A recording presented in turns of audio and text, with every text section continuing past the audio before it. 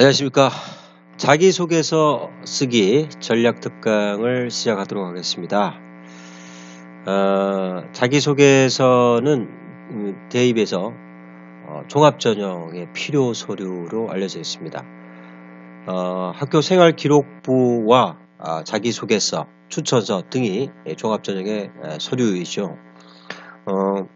생활기록부는 일단 1학년 때부터 3학년 1학기 때까지 누적되어서 8번 항목에 있는 교과 과목의 성적 뿐만 아니라 1번 항목부터 10번 항목까지의 모든 항목을 채점의 기준으로 보는 것이 종합전형의 특징입니다. 그런 생활기록부와 자기소개서 그리고 추천서 등을 채점 기준으로 집어넣고 그 채점 기준 속에서 이제 학생들을 선별하는 과정을 가지게 되죠.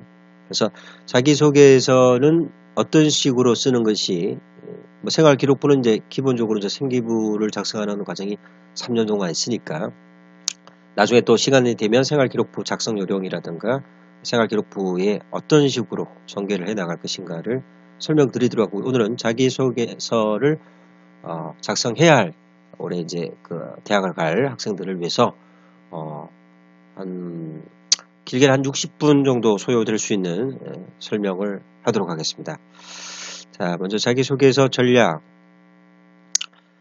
자, 먼저 장면을 바꿔서 이 장면은 이제 종합전형이 대폭 증가하고 있다는 걸 보여주는 것들입니다. 고려대학교뿐만 아니라 그 다음에서 나타나는 연세대학교도 마찬가지로 특이할 만한 교과전형이 거의 폐지되고 있다는 거죠. 교과전형 자체가 폐지가 많이 되고 있어서 교과 생활기록부에 나타나는 8-1 항목인 교과 성적만으로 대학을 간다는 것은 다소 어려워지고 있는 추세다, 이렇게 보시면 좋겠습니다. 자, 다음으로 넘어가겠습니다. 자, 최신 뉴스 중에는 이제 건국대나 한양대가 모든 전형에서 기본적으로 최저를 완전히 폐지해버리는 그런 상황이 발생했습니다. 최저를 아예 폐지해서 수능에서 이제 최저의 기준을 없앴죠. 생활기록부라든가 이런 서류를 통해서 학생을 뽑겠다, 이런 것들이 이제 최신 뉴스라 볼 수 있겠습니다.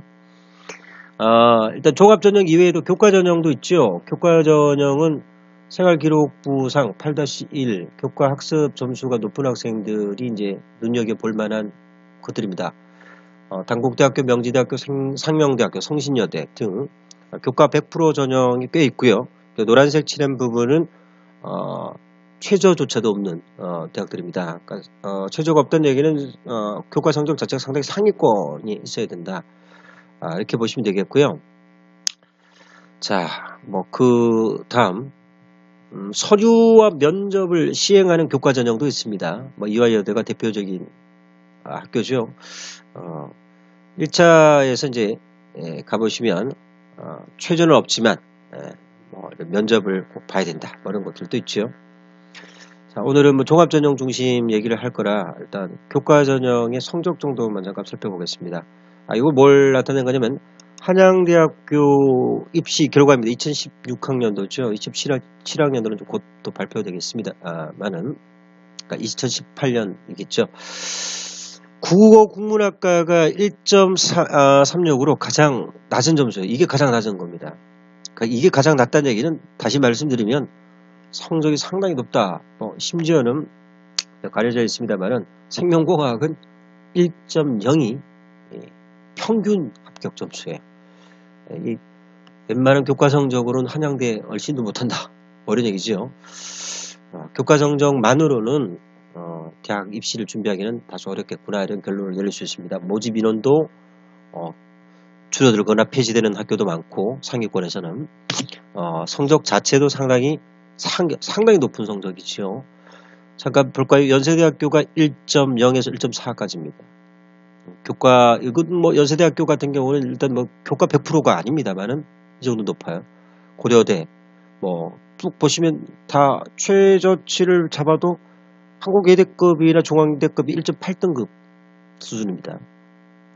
부산대학교로 가면 조금 더 내려가죠. 지방은 아무래도 좀 더 내려가기는 합니다만은 그래도 여전히 상당히 높은 점수죠. 경성대학교나 동의대 정도 수준 같으면 경상북도로 친다면 계명대학교 이하죠. 계명대학교 정도 수준이라 보시면 되겠습니다. 예. 자, 이제 교과 성적과 그러니까 교과 전형과 종합 전형의 차이를 잠깐 말씀드리면요. 교과 전형은 자, 예를 들어 A 학생과 B 학생, C 학생이 있다고 치면 당연히 1.7, 1.5 이게 중요한 게 아니라 평균 점수가 중요한 거죠. 당연히 1.6인 평균 점수가 상위권 학생이 합격을 하게 됩니다. 자, 근데 문제는 이런 상위권 학생이 아니라 종합 전형으로 가면 좀 달라진다는 거죠. 예, 상위권 학생은 교과 전형 쓰면 되지만 교과 전형이 아닌 학생부 종합 전형으로 오게 되면 이런 결과가 나옵니다. A 학생은 1.7, 1.5, 1.6 성적이 1.5에서 1.7에서 1.5로 올라갔다가 다시 또 내려가는 이런 상황입니다. 자, 그런데 B 학생을 잠깐 살펴보겠습니다. B 학생은 4.8 낮은 성적이죠. 그런데 상당히 각고의 노력을 해서 2학년 때 2.5로 올라갔고요. 3학년 1학기는 사실상 모든 학생들이 최선을 다하는 시기죠. 근데 1.4를 받았어요. 상향 그래프가 나타납니다. 성적이 상향되는 거죠. 이렇게 아래쪽에서 위쪽으로 올라가는 이런 그래프가 나오죠. 다시 말씀드리겠습니다. 이게 종합전형에 있어서는 가장 중요한 부분이 뭐겠습니까? 성적의 향상 그래프를 그리는 이렇게 쭉 따라 올라가는 이런 그래프, 발전 가능성이라는 부분이 상당히 중요하게 자리매김하게 된다는 걸 아셔야 됩니다. 자, 교과 전형과 종합 전형에서 가장 큰 차이를 볼 수 있는 게 8-1 교과 성적 얘기인데요. 그 교과 성적 반영 방법조차도 다르다는 얘기입니다. 다시 말씀드리면 교과 전형에서는 토탈 절대적인 점수가 중요합니다. 학생부 종합 전형은 상향 그래프를 그려야 된다. 더불어 내가 지원한 모집 단위에서 요구하는 교과 과목의 점수가 어떤 그래프를 그리냐 이게 더 중요한 겁니다. 그러니까 예를 들면 경제학과 같으면 사회 탐구 과목의 경제 과목뿐만 아니라 수학 과목의 점수라든가 이런 것들이 이제 상향 그래프를 그리느냐 점수가 좋으냐 이런 것들이 중요한 거죠. 나머지 과탐이라든가 이런 성적은 그닥 중요한 것이 아니죠. 국어도 중요하겠지만 영어 이런 것들이 중요하게 되는 겁니다. 무슨 과를 지원하느냐 무슨 모집 단위를 지원하느냐에 따라서 어떤 성적의 상향성이 달라지느냐 이게 더 중요한 거죠. 교과 전형을 지원하는 학생과 종합 전형을 지원하는 학생들은 성적표 분석이 잘 돼야 된다. 그 성적표를 토대로 봐서 분석된 결과치를 가지고 입시 지원을 하시는 것이 전형 지원을 찾아보시는 게 좋다. 이런 말씀을 드리겠습니다. 자, 이건 서울대학교 일반전형 합격자의 내신 성적표입니다. 보시다시피 수학이 1, 1, 1, 1, 1. 자, 3학년 이렇게까지 수학은 퍼펙트 1입니다. 퍼펙트 1이죠. 수학 다 퍼펙트 1입니다. 퍼펙트 1입니다. 자, 그 다음에 생물 지학 2가 자 2, 2, 2, 2, 1, 2, 1, 2, 1, 2 이렇게 나왔습니다. 전체 성적을 잠깐 볼까요? 1학년 때는 3.3입니다. 그죠? 자, 이게 부분 점수를 떼어서 보는 것과는 다릅니다. 2학년 때 올라가면 2.4, 3학년 때 2.5 이 정도 수준이에요. 2학기까지 다 집어넣어 보니까 3.4 재수생이었겠죠. 자, 봅시다. 이 보편적 점수로 관찰한다면 이 학생은 그닥 좋은 성적, 교과 전형으로 치면 그렇게 좋은 성적대가 아니다. 이렇게 볼 수 있습니다. 그런데 이게 합격했다는 거죠. 서울대학교에. 자, 이 학생을 보도록 하겠습니다. B 학생 불합격했다는 거죠. 성적대는 봅시다. 1.3, 1.5, 2.0 절대적 점수는 이 학생 훨씬 좋습니다. 자, 그런데요. 수학 점수를 가보면 1, 1, 2, 3 올 갈수록 2, 3 이렇게 납니다. 자, 어떻게 됐습니까? 1학년 때 제일 좋고 2학년 때 3학년 때 올라가니까 미적분 같은 경우 2 다 뜨고 수투도 2 뜨고 이렇게 통계도 2 뜨고 이랬습니다. 생물과 물리, 지학 일단 과목도 너무 다채로워요. 자, 봅니까? 3, 1, 자, 이 수학 과학 계열만 본다면 이 학생이 점수가 낮죠. 불합격할 수 있습니다. 어디 지원했겠습니까? 이과 계통인데 수학 과학 과목을 중시하는 그런 부분이다. 이렇게 보시는 게 좋을 것 같습니다. 자, 이건 서울대 화학과 1차 서류 합격자의 모델입니다. 국어 4등급입니다. 상당히 나쁜 점수죠. 수학 죄송합니다. 나쁜 점수는 아닙니다만은 서울대 지원하기엔 나쁘다는 점수라는 얘기입니다. 수학 1이고요. 영어가 보니까 4입니다. 4. 그죠? 여기 이제 뭐 영어 실용 영어가 4고요. 3, 2, 뭐 이 정도예요. 자, 그 다음에 이제 밑에 잠깐 살펴보니까 사회 탐구는 한번 볼까요? 사회 탐구 같은 경우는 5. 그죠? 과학이 1. 확실히 이과 학생이죠. 화학과잖아, 화학과. 뭘 얘기하고 싶으냐면 집중적으로 본인이 원하는 전공을 할 또는 지향하는 모집 단위에 전략적으로 대응을 했다. 이렇게 볼 수 있는 성적표다. 눈에 보이죠? 자, 1차 서류 합격자 두 번째 학생입니다. 볼까요? 수학이 어떻습니까? 1입니다. 그죠? 이쪽도 매한가지일 겁니다. 수학 2가 1, 적분과 통계가 1. 수학은 다 1이죠. 문학은 2, 3, 2. 이 정도죠. 영어 독해 3, 뭐 이렇게 나왔고요. 2, 3 이렇게 나왔습니다. 생명과학 1, 이렇게 나왔죠. 화학 2, 이렇게 나왔습니다. 전체적으로 성적이 괜찮은 학생입니다. 문학이 좀 떨어졌죠. 그 다음에 뭐 영어도 사실은 뭐 3도 있고요. 동아시아 3 뭐 이렇게 있습니다. 반면에 이제 수학 과학에서는 거의 대부분이 이제 1, 2가 나왔죠. 화학과 1차 서류 합격자입니다.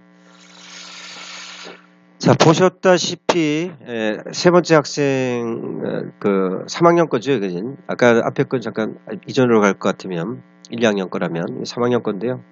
수학이 다 1 나왔죠. 다 1 나왔습니다.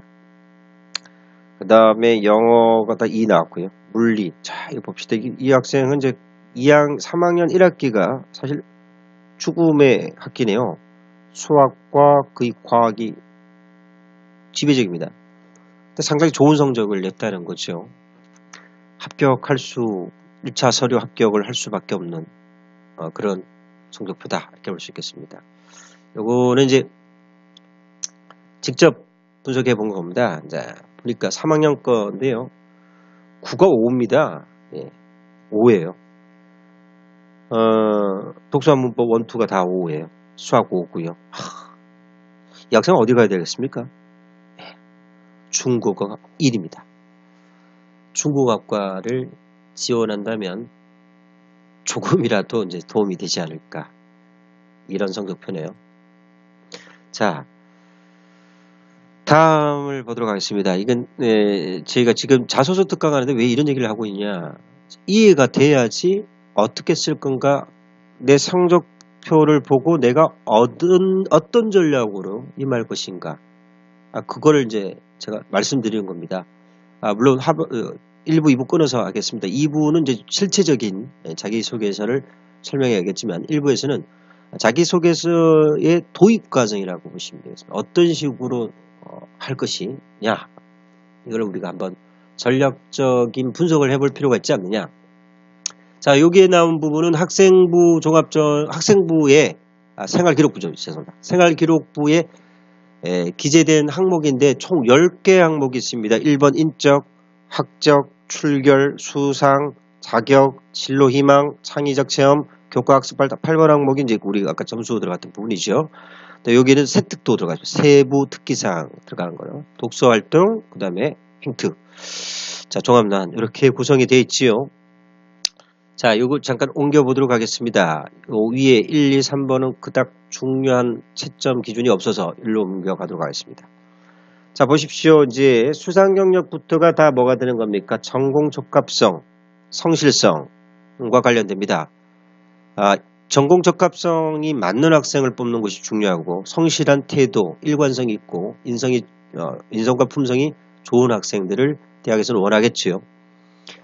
그래서 이제 4번부터 10번까지 항목이 주요 채점 항목이다 라고 보시면 되겠습니다. 이 중에서 잠깐 정리하자면 자격증 같은 경우는 있는 학생이 좀 드물지요. 그런데 실례를 드리면 사회복지학과 지원하는 학생이었는데 레크레이션 강사 자격을 취득했다거나 뭐 이런 것들을 토대로 사회복지 활동에 도움이 될 만한 자격증을 이미 가지고 있다는 것은 자기 꿈이나 앞으로 진로에 대해서 충분한 고민을 했고 그래서 전략적 준비를 했다. 발전 가능성이 충분한 학생이다. 이렇게 이해될 수 있지요. 5.8등급이었는데 경북대학교 사회복지학과를 합격했습니다.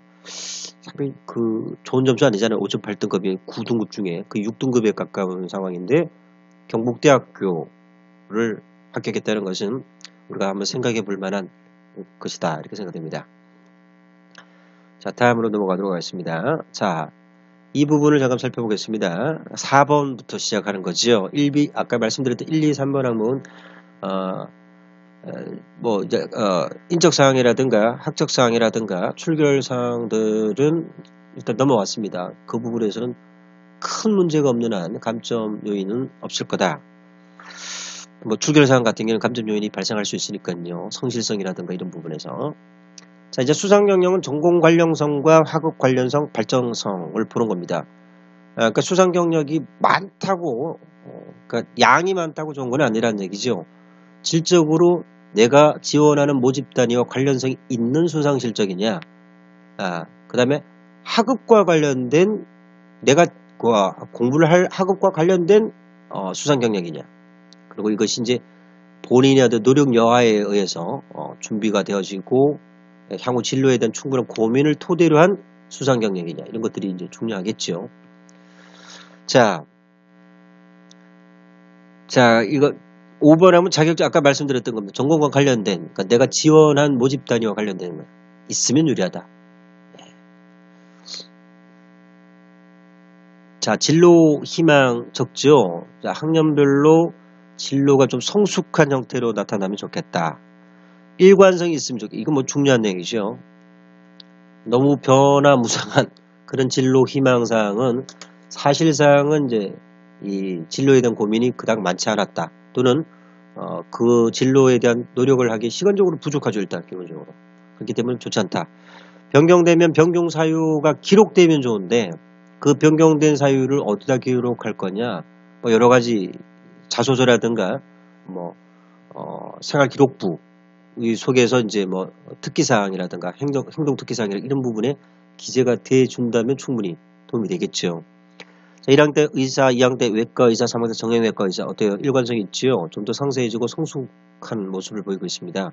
생명공학자라는 보편적 틀에서 좀 더 세분화돼서 농업생명공학, 유전생명공학 이런 식으로 좀 더 발전해 나가면 도움이 많이 된다. 근데 내 생기부에 그렇게 돼 있느냐? 안 돼 있다면 보완하라는 얘기입니다. 자, 3학년들 학생들은 제 강의를 들으면서 뭐 이미 다 지났는데 뭐 어떡하라는 얘기냐. 그런 얘기가 안 돼 있는 취약 부분을 발견하면 그걸 빼든지 아니면 그 부분을 최대한 어프로치할 수 있는 그 본인의 어떤 설명의 기회, 소명 기회가 있었으면 좋겠다. 자, 7번 항목 상당히 중요한 창의적 창체라 그러지요. 자동봉사, 자동봉진, 자율활동, 동아리활동, 봉사활동, 진로활동을 합쳐서 자동봉진이라고 합니다. 자, 뭘 했느냐가 중요한 겁니다. 누가 했느냐가 중요한 거죠. 학교에서 어떤 노력을 했고 무슨 활동을 했고 나는 뭘 했느냐. 나의 역할 이런 것도 좀 중요한 거죠. 그래서 특별한 자율활동을 했거나 봉사활동에 의미 있는 봉사활동, 진로활동도 상당히 중요한데 이 부분이 약한 학생들이 생각보다 많습니다. 동아리 활동은 뭐 대다수 많이들 하는 것 같아요. 이것도 동아리 활동도 되도록이면 본인의 모집 지원 단위. 그러니까 뒤집어 얘기하면 동아리 활동을 토대로 지원 학과나 이런 것들을 결정할 수도 있다 이런 얘기잖아요. 그죠? 1학년 같은 경우는 어디를 할 거냐 진로가 결정된다 하면 동아리를 선택하시면 되는 거고 3학년 같은 경우 동아리 활동을 토대로 안 되면 점수가 안 된다면 미약하다면 그렇게 하는 것이 좋겠죠. 자, 8번 항목은 우리가 다룬 교과 학습 발달사항 아까 보여드렸던 성적표 부분입니다. 그 밑에 보면 교과에 따른 세부 특기 능력이 들어가 있는데 이 부분이 이제 정밀한 진단이 되어야 되는 거죠. 예를 들면 어떤 부분이겠습니까? 예를 들면 선생님이 나에 대해서 국어 과목이나 뭐 어떤 내가 원하는 뭐 내가 경제학과 지나가는데 경제 선생님이 나에게 어떤 평가를 해주는 상당히 중요한 겁니다. 발전 가능성이 있다고 평가해 주셨는지, 성실하다고 평가해 주셨는지, 아니면 그냥 이수만 했다고 표현하는 건지 상당히 중요한 거죠. 자, 그리고 뭐 지적 호기심을 또는 자기 주도적 학습을 했다는 것을 좀 증명할 수 있도록 세특사항이 좀 기재되면 좋겠다. 예를 들면 국어 국문학과라 제가 국어 지도를 하다 보니까요. 국어 국문학과 지원한 학생인데 국어 수업 시간에 뭐 국문학 작품이라든가 시조라든가 이런 거에 대해서 관심이 많아서 충분히 보고 발표 수업을 했다든지 뭐 두각을 보였다든지 그와 관련된 뭐 일종의 어떤 소논문 형태의 발표지를 요약했다든지 뭐 이런 것들이 도움이 되지 않을까 싶습니다. 9번은 이제 독서할 세특 사항을 잠깐 얘기하는 건데요. 이런 부분들이 들어가면 좋다는 거죠. 지적 호기심, 그죠? 지적 호기심이 매우 뛰어나다. 그리고 그와 관련된 학업도 충분히 했다. 이런 것들이 있으면 좋겠다. 자, 뭐 그 외에 독서 활동이 9번 항목이죠. 자, 이건 이제 올해부터 작년부터죠. 이제 뭐 책 제목을 쓰게 되어 있는데요. 이게 서울대학교 상당히 중요해집니다. 4번 자소서 4번 항목에서 이 독서 활동을 구체화시키는 게 나옵니다. 서울대학교 지원할 학생들은 이 부분 염두에 두셔야 되는 거고요.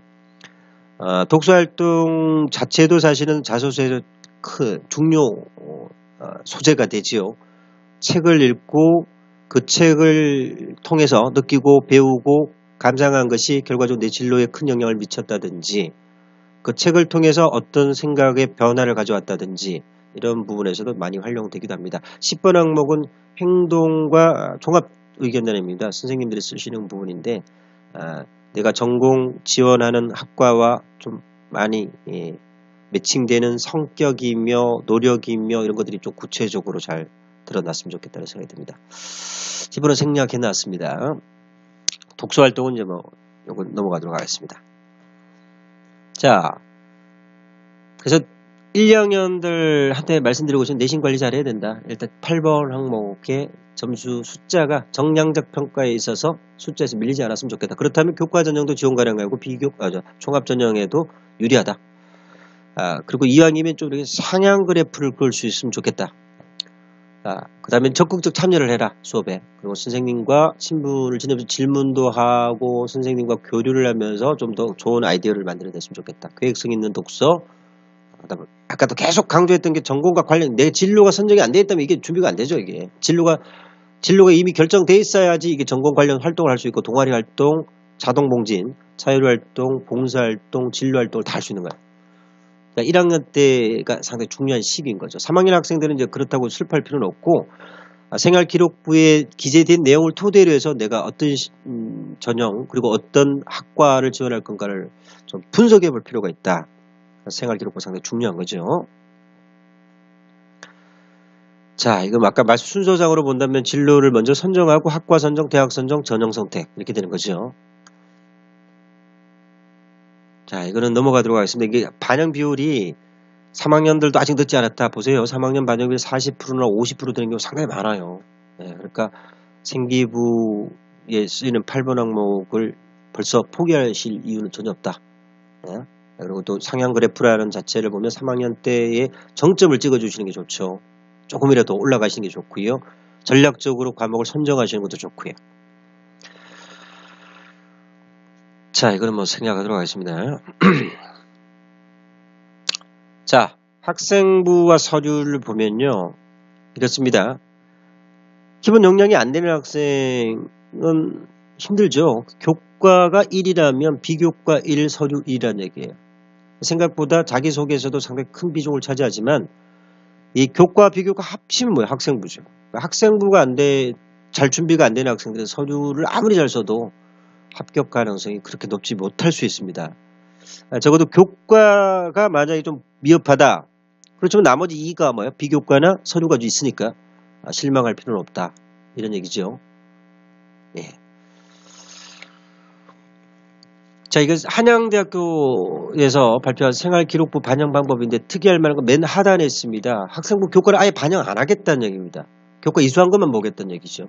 나머지 4번, 7번, 8-2, 8-1이 뭐예요? 교과 성적이죠. 그 빼고 세부적인 특기사항 기록만 중심으로 보겠다. 자, 여기에서 이미 종합전형의 그 모습이 잘 드러나 있는 겁니다. 예. 5분 항목이 자격증이니까 거의 대다수 학생들이 없을 테고, 뭐 또는 있다 하더라도 생략하겠다는 얘기 아닙니까? 예, 그런 부분입니다. 상당히 바람직한 모습인 것 같긴 해요. 그러니까 한양대학교를 종합전형 설명할 때 가장 많은 예로 드는 대학입니다. 이유는 이제 어찌 보면 가장 종합전형의 스탠다드한 그런 모습을 가지고 있는데, 대다수의 학교가 이렇지는 않지만 이런 모양새를 갖추고 있다라고 보시면 되겠습니다. 자, 이건 이제 10개 항목이 1번부터 10번까지 있는데요. 그 중에서 이제 보세요. 수상 경력이나 독서 활동이라든가 행특은 지금 4개가 되는데, 올해부터 이제 독서 활동이 서울대를 제외한 나머지는 좀 줄어들 가능성이 많아요. 창체라든가 이런 부분, 교과 학습 발달이 좀 더 중요시 될 수 있습니다. 어찌되었든 이제 이런 진로 희망사항 같은 6번 항목 같은 경우는 사실 일관성만 있으면 큰 문제가 없죠. 그래서 딱 뽑아보면 수상 경력이 얼만큼 있느냐, 그 다음에 창의적 체험 활동이나 교과 학습 활동, 그 다음에 독서 활동과 행동 특성 종합 의견란, 이것이 이제 가장 중요한 항목이자 자소서에도 가장 많이 활용될 소재들이다, 이렇게 보시면 되겠습니다. 자, 이걸 한번 볼까요? 이 부분은 보겠습니다.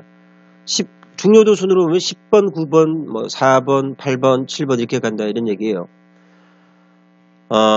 일단 학교에서 쓰는 건 어쩔 수 없으니까 학생들은 어떻게 해야 되느냐, 비교과나 교과를 좀 최대한 계획서나 보고서를 많이 가지고 있으면 좋다. 1, 2학년들한테는 좀 도움이 되겠고요. 국립중앙도서관이나 MOC나 OCW라든가 이런 것들을 활용해서 자료라든가 연구서적을 좀 이렇게 읽어볼 수 있는 것도 중요하고요. 그 내용을 꼭 담당 선생님과 상의하시는 것이 더 좋겠다, 그런 생각이 듭니다.